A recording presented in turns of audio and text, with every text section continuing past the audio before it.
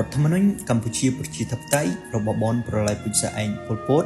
ត្រូវបានអនុម័តកាលពីថ្ងៃទី16ខែធ្នូឆ្នាំ1975បានប្រកាសជាផ្លូវការនៅថ្ងៃទី5ខែមករាឆ្នាំ1976រដ្ឋធម្មនុញ្ញនៃរបបក្រិតយើងក្នុងនេះមានខ្លឹមសាររួមមាន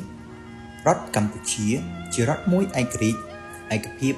សន្តិភាពអព្យាក្រឹតមិនជាប់បកសម្ព័ន្ធណាអធិបតេយ្យប្រជាធិបតេយ្យក្នុងបូរណភាពដែនដីរបស់ខ្លួនរដ្ឋកម្ពុជាជារដ្ឋរបស់ប្រជាជនកម្មករកសិករនិងពលករកម្ពុជាផ្សេងទៀតទាំងអស់រដ្ឋកម្ពុជាមានឈ្មោះជាផ្លូវការថាកម្ពុជាប្រជាធិបតេយ្យមធ្យោបាយផលិតកម្មសំខាន់ជាទូទៅជាកម្មសិទ្ធិរបស់ប្រជាជននិងជាកម្មសិទ្ធិនៃសមូហភាពរីឯរបស់របរប្រើប្រាស់ប្រចាំថ្ងៃស្ថិតនៅជាកម្មសិទ្ធិផ្ទាល់របស់ឯកជនវប្បធម៌របស់កម្ពុជាប្រជាធិបតេយ្យ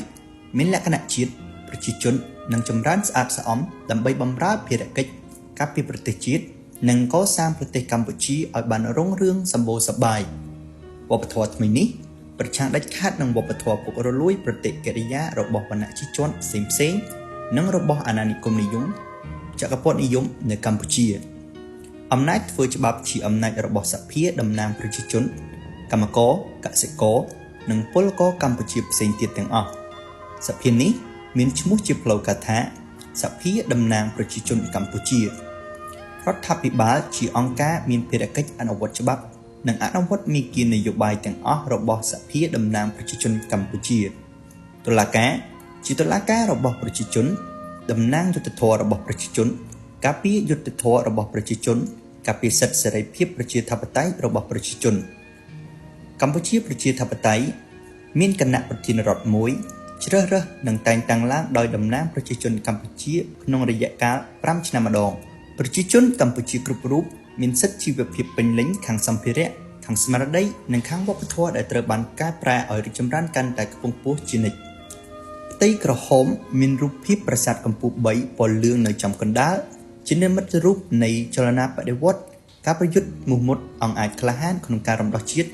ការការពារជាតិនិងការកសាងជាតិរបស់ប្រជាជនកម្ពុជាសញ្ញាជាតិគឺមានប្រព័ន្ធភ្លឺស្រែនិងប្រឡាយទឹកជានិមិត្តរូបនៃកសិកម្មជឿនលឿនមានរោងចក្រជានិមិត្តរូបនៃឧស្សាហកម្មមានកម្រងគូស្រូវជាស្នែងក្របីព័ទ្ធពីក្រៅហើយនឹងមានអក្សរកម្ពុជាប្រជាធិបតេយ្យពីក្រោមកងទ័ពបដិវត្តន៍កម្ពុជាទាំង3ប្រភេទស្រួចតំបន់ឆ្លូបជាកងទ័ពរបស់ប្រជាជន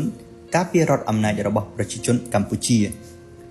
ប្រជាជនកម្ពុជាគ្រប់រូបមានសិទ្ធិជឿជំនឿឬសាសនានានា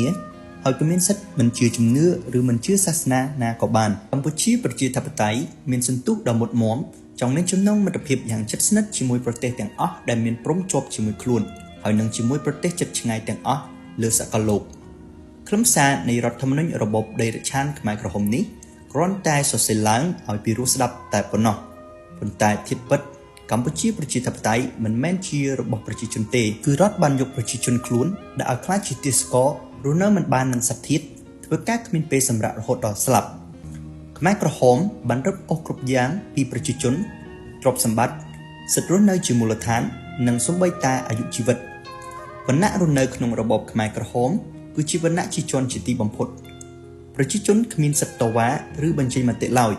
ហើយអ្នកដែលហ៊ានតវ៉ាលទ្ធផលគឺស្លាប់ជំទាស់ខ្មាំងប្រឆាំងខ្មោចបើយើងនិយាយអំពីសភាតំណាងប្រជាជនរបស់ខ្មែរក្រហមគឺគួរតែហៅថាសភាសម្រាប់ប្រជាជនទើបត្រឹមត្រូវជាងមេដឹកនាំខ្មែរក្រហមដែលតាំងខ្លួនជាតំណាងប្រជាជនក្រៅពីបញ្ជាឲ្យប្រជាជនធ្វើការជាទម្ងន់ដោយភាពអត់ឃ្លានគឺបញ្ជាឲ្យចាប់ចងឃុំឃាំងធ្វើទរណកម្មនិងសម្លាប់ប្រជាជនដែលចោទយ៉ាងខ្លីថាជាខ្មាំងចំណែកតុលាការវិញគឺជាចៅក្រមដែលបានសម្លាប់ប្រជាជនខ្មែររាប់ម៉ឺននាក់ដោយគ្មានការជំនុំជម្រះឡើយទៅលើកឡើងថាអ្វីដែលអង្គការចោទគឺជាការត្រឹមត្រូវតែមួយគត់អង្គការមិនដែលចាប់ឬកំទេចមនុស្សខុសទេគណៈប្រធានរដ្ឋនៃរបបបនប៉ុលពតគឺជាបុគ្គលម្នាក់ក្នុងចំណោមមេដឹកនាំព្រៃផ្សៃខ្មែរក្រហមកម្ពុជា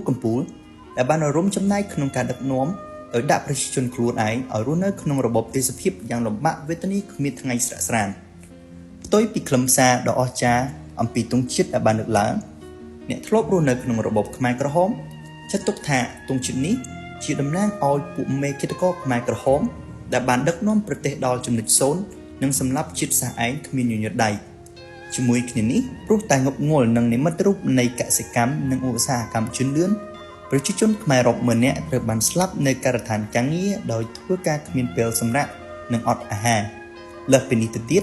កងទ័ពទាំង3ប្រភេទដែលខ្មែរក្រហមប្រកាសក្តីៗថាជាអ្នកការពារប្រជាជនប៉ុន្តែទៀតពិតកងទ័ពទាំង3ប្រភេទនេះហើយដែលជាម៉ាស៊ីនយ៉ាងសកម្មក្នុងការចាប់ចង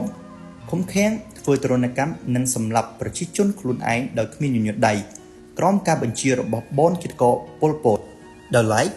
ការងារការបរទេសមេដឹកនាំបនគិតកោប៉ុលពតបានដាក់ប្រទេសខ្លួនឯងឲ្យឯកោនិងមានទំនាក់ទំនងជាមួយប្រទេសតិចតួចបំផុតដែលជាប្រទេសកុម្មុយនីសតែប៉ុណ្ណោះ